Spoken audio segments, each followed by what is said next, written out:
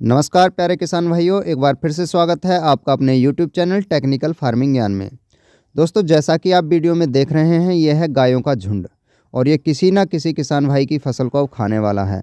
दोस्तों, आज के दौर में ये किसी आपदा से कम नहीं। जैसे प्राकृतिक आपदाओं में ओलावृष्टि हो गई, भारी बारिश के कारण नुकसान हो गया, ठीक वैसे ही गायों द्वारा जो नुकसान किया जा रहा है फसलों का, वो भी किसी आपदा से कम नहीं है। और समस्या इस बात की है कि इसका कोई बीमा भी कोई कंपनी नहीं देती है, ना ही सरकार इसकी कोई भरपाई करती है। आज के दौर में मैं बात करूं, उत्तर प्रदेश जैसे कई स्थानों पे दोस्तों ये बहुत ही गहरी समस्या है। किसान लगातार अपने खेतों पर सो रहे हैं, बावजूद इसके अपनी फसलों की सुरक्षा नहीं कर पा रहे हैं। ऐसे में हमारे किसान भाइयों को बहुत ही ज़्यादा नुकसान होता जा रहा है। पूरी की पूरी फसल बर्बाद हो जाती है और उसकी जिम्मेदारी भी किसी की नहीं होती है। दोस्तों, तो आज के वीडियो में मैं आपको बताने वाला हूँ कि किस प्रकार इन गायों से या और जो अन्य पशु हैं, जैसे नील गाय हो गया या अन्य भी कोई भी है, उनसे अपनी फसल की सुरक्षा आप कैसे कर सकते हैं। मैं ये नहीं कह रहा कि 100% ही कर सकते हैं, कुछ हद तक आप इनसे अपनी फसलों का बचाव कर सकते हैं।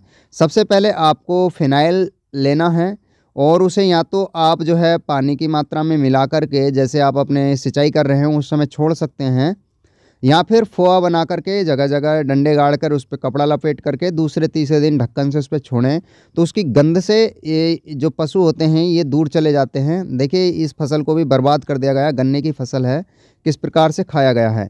तो दोस्तों, इस प्रकार से फिनाइल का उपयोग करके आप इन्हें कुछ दिन के लिए रोक सकते हैं। मैं ये नहीं कह रहा कि एक बार लगाने के बाद 20 दिन रुक जाएगा। तकरीबन 6 से 7 दिन एक बार की दवाई में ये रुक जाता है। आप फिर से उसे तीसरे चौथे दिन ढक्कन से उन फुओं पे डालते रहिएगा। दूसरा अगर उपाय बताऊं तो फिर सींग का खाद है, उसे आप यूरिया या किसी भी मिट्टी वगैरह में मिला करके खेत में छिड़काव कर दें, जिससे गंध के कारण ये आना बंद हो जाते हैं, लेकिन खेतों में निकलना फिर भी नहीं रुकते हैं।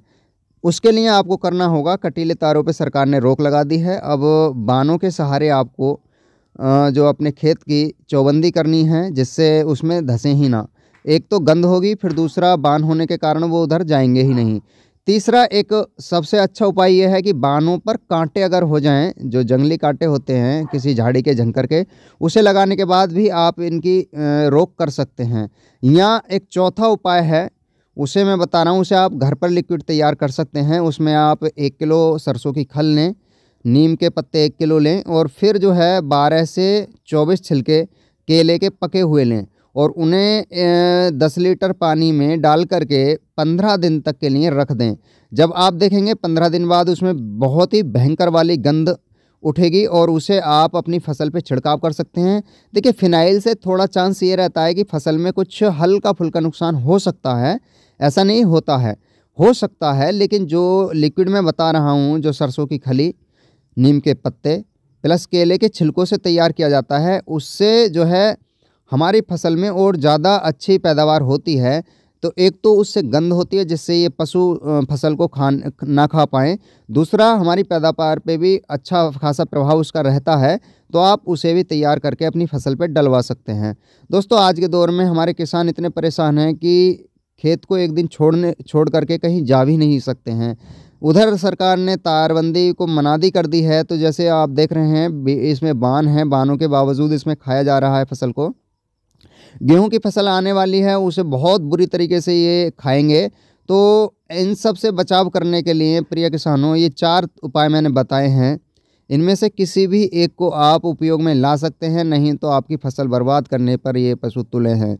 दोस्तों, बहुत सारे लोग ये ब्लेम करते हैं कि ये सरकार के कारण ऐसा हुआ। देखिए, छोड़ने वाले भी हम ही लोग हैं।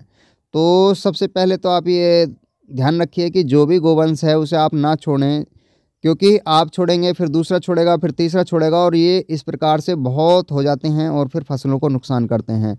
तो इसकी जिम्मेदारी भी आपकी है कि आप इसे कैसे जो है कंट्रोल कर सकते हैं। कुछ पैरामीटरों पे सरकार को भी सहयोग करने की आवश्यकता है। जिस प्रकार से गौशालाएं बनाई हैं, उनका संचालन ठीक से हो, उसमें गोवंश को रखा जाए, इन सारी चीज़ों का ध्यान मिल कर के करना होगा। नहीं तो हमारे किसानों को तो लगातार नुकसान चल ही रहा है और बहुत भयंकर नुकसान हो रहा है। इस ओर सरकार को भी ध्यान देना ही होगा। दोस्तों, ये 4 उपाय बताए हैं, कोई भी अपना लीजिए, आपको ज़रूर रिलीफ मिलेगा। आज के वीडियो में केवल इतना ही। मिलेंगे फिर दूसरे वीडियो में किसी दूसरे विषय के साथ। तब तक के लिए नमस्कार।